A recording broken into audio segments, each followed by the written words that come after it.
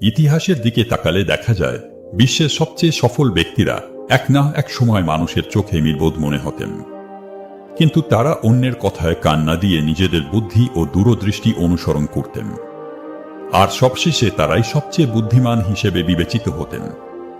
কারণ সফলতা কখনোই বাহ্যিক প্রদর্শনীতে নয়, বরং সঠিক সময়ে সঠিক সিদ্ধান্ত নেওয়ার মধ্যেই লুকিয়ে থাকে। আজকের গল্প আমাদের একটি গুরুত্বপূর্ণ শিক্ষা দেবে যে নিজে বুদ্ধিমান হওয়া আর অন্যের চোখে নিজেকে বুদ্ধিমান হিসেবে দেখা এই দুটো সম্পূর্ণ ভিন্ন ব্যাপার। তাই চলুন গল্পটি শেষ পর্যন্ত দেখি।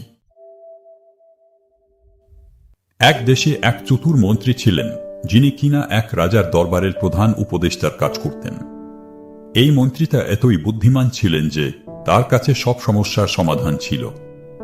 তাই রাজা তার পরামর্শ ছাড়া কোনো বড় সিদ্ধান্ত নিতেন না।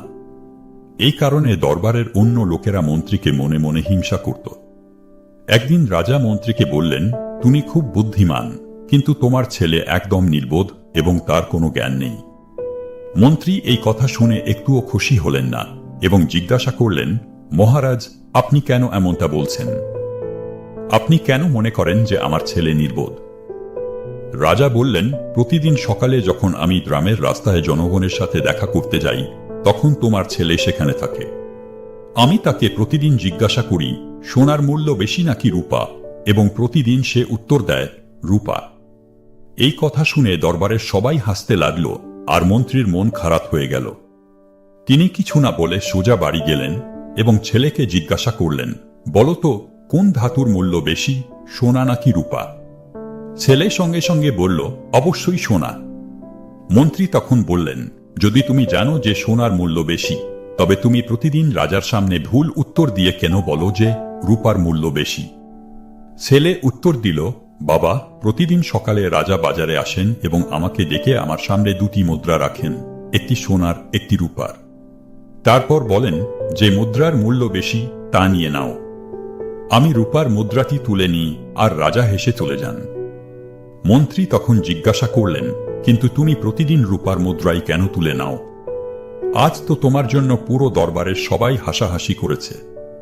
ছেলে তখন তার বাবার হাত ধরে নিজের ঘরে নিয়ে গেল এবং একটি বাক্স খুলল।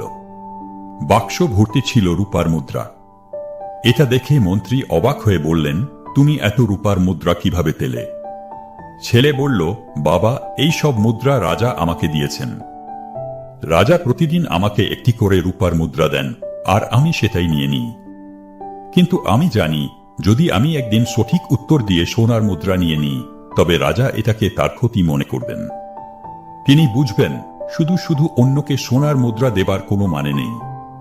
তখন তিনি আমাকে আর কিছু জিজ্ঞাসা করবেন না, আর আমি প্রতিদিনের এই রূপার মুদ্রাটিও হারাব।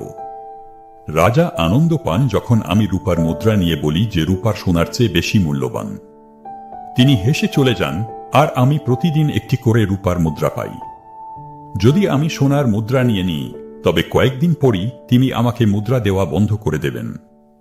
আমি একটি সোনার মুদ্রার জন্য আমার প্রতিদিনের রূপার মুদ্রাগুলো হারাতে চাই না। এ কথা শুনে মন্ত্রী ছেলের বুদ্ধি দেখে গর্বিত হলেন। তিনি বুঝতে পারলেন, যদিও সবাই তার ছেলেকে নির্বোধ বলে মনে করে, আসলে তার ছেলের বুদ্ধি কেবল একজন জ্ঞানী মানুষই বুঝতে পারবে। এরপর থেকে যখনই কেউ মন্ত্রীর ছেলেকে নির্বোধ বলতো, তিনি মৃদু হেসে চলে যেতেন। বাস্তব জীবনে তোমরা নিশ্চয়ই লক্ষ্য করেছ, কিছু মানুষ অল্প কাজ করেও বড়াই করে, আর কিছু মানুষ বিশাল কাজ করেও প্রচার করে না।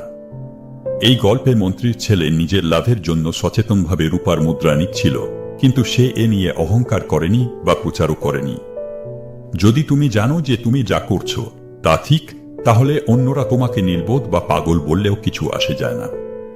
কারণ তুমি জানো একদিন আসবে যেদিন তুমি এই সাধারণ মানুষ থেকে অনেক এগিয়ে যাবে। গল্পটি ভালো লাগলে একটি লাইক, কমেন্ট করে দিন, তাতে এটি আরো মানুষ দেখতে পারবে। আমি আবার আসব এমনই আরেকটি শিক্ষামূলক গল্প নিয়ে। ততদিন ধৈর্য ধরুন, কৃতজ্ঞ থাকুন এবং জীবনে এগিয়ে যান।